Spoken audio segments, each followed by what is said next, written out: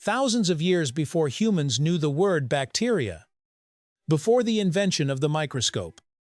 When the microbial world remained hidden in darkness, mothers across East Asia were already teaching their children something very specific. Be careful with rice that has been left overnight. No one understood why. No one saw visible signs of danger. Leftover rice does not change color. It does not smell foul. It does not rot like meat or fish.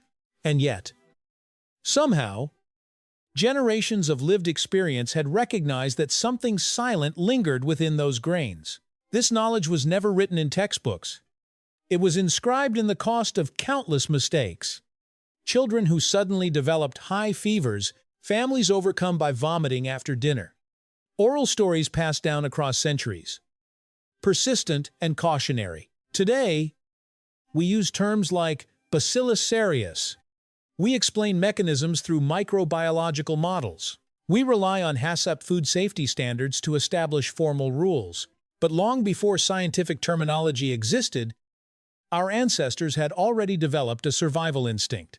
Avoid reheating leftover rice unless you are certain how it was handled. To understand this fear, we must return to the rice-growing civilizations of Asia, societies in which rice was not merely food, but the cultural axis of life itself.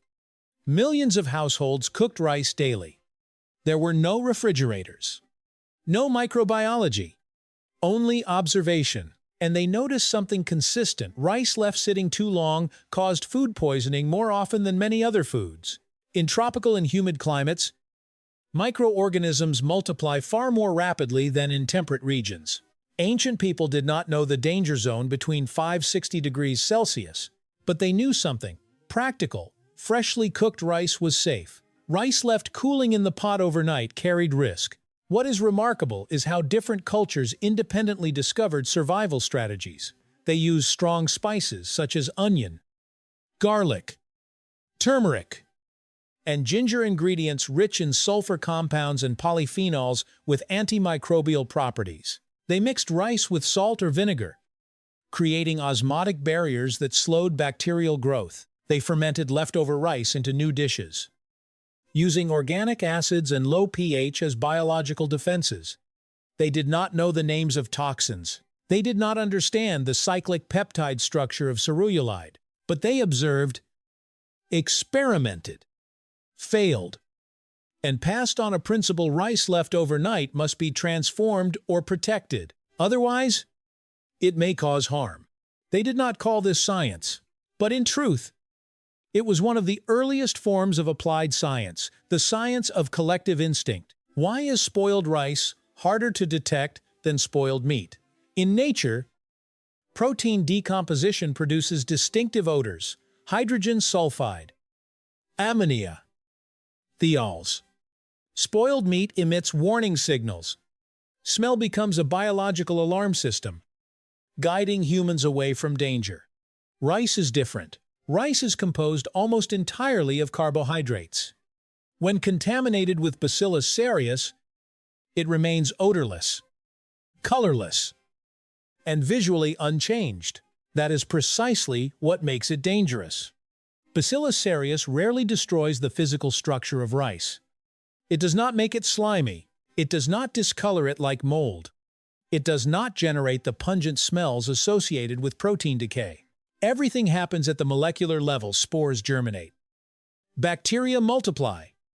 Toxins are produced while the rice appears perfectly normal. We confront an evolutionary paradox. Humans evolved to detect danger through the senses, but this particular threat is completely invisible to the senses. Perhaps that is why, in East Asian folk traditions, spoiled rice is often described in abstract terms. It makes your stomach cold. It causes poisoning. It is hard to digest. Rarely is it described through smell or taste as other spoiled foods are. This silent killer leaves no obvious trace. And it was precisely that silence that made our ancestors cautious. As the 20th century opened with the Industrial Revolution in food production, humanity faced a new challenge. Meals were no longer prepared in small household kitchens, but on large-scale production lines. This transformation required us to replace intuition with standardized systems. In the culinary and food manufacturing industries, the HACCP system, hazard analysis and critical control points, emerged as a revolution. It transformed the scattered experiential knowledge of our ancestors into a structured, quantitative model. Hazard analysis, identification of critical control points, establishment of precise time temperature limits for each type of food prob. Within this framework, the 2-hour, 4-hour rule became a global standard. If rice remains at room temperature for less than 2 hours, it can generally be reused safely. If it has been left out for 4 hours, consumption depends on risk assessment. If it exceeds 4 hours, it should be discarded. Japan offers a remarkable example of scientific and cultural optimization. The production of boxed rice meals and convenience rice balls, onigiri, must comply with extremely strict thermal and humidity protocols, rapid cooling, pH control using vinegar, antimicrobial packaging, and refrigerated storage. These technologies were developed not merely to preserve rice, but to control toxins produced by Bacillus cereus, a threat our ancestors could only detect through experience. Today, we have refrigerators, microwave ovens, and temperature sensors. Yet paradoxically, modern convenience often leads people to forget the fundamentals of microbiology. Many assume technology can fix any food handling mistake. In the case of leftover rice, this assumption is incorrect. A microwave does not destroy preformed toxins. A refrigerator cannot reverse prior contamination. Repeated reheating increases the risk of temperature stratification where one portion of rice is hot, while another remains in the bacterial danger zone. So, what is the consumer's responsibility? First, understand the time-temperature relationship.